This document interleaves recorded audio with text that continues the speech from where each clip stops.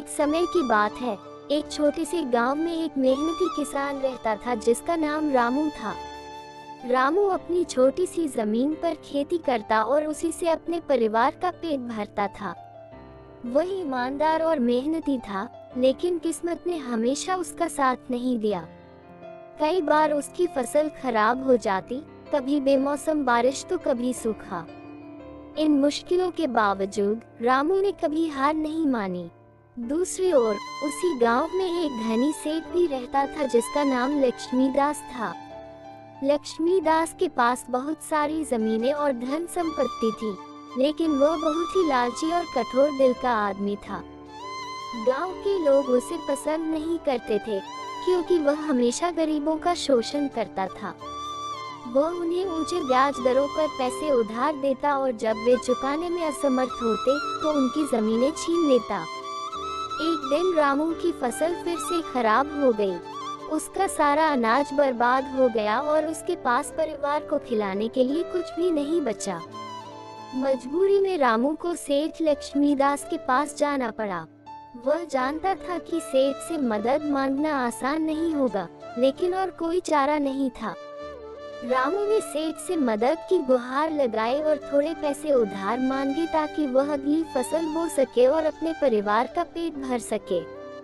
लक्ष्मीदास ने रामू की दयनीय स्थिति को देखा और उसे अपनी शर्तों पर उधार देने को तैयार हो गया।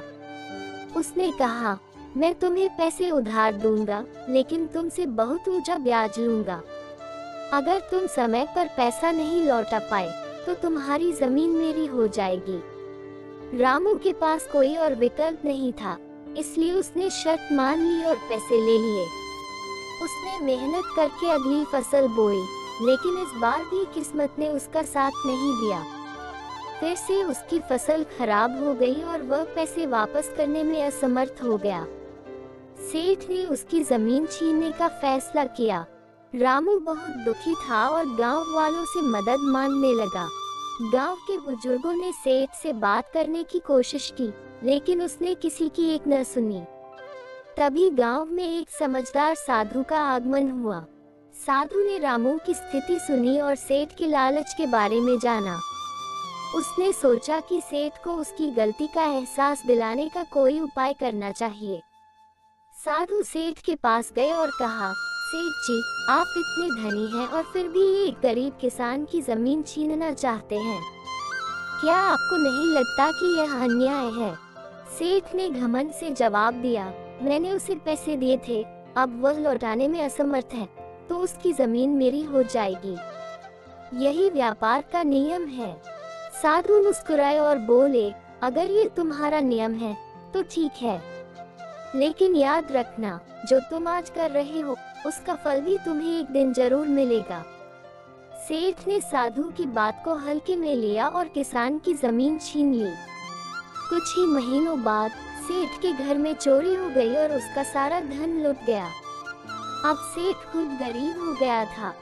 गांव वालों ने उसकी कोई मदद नहीं की, क्योंकि वह कभी किसी की मदद नहीं करता था।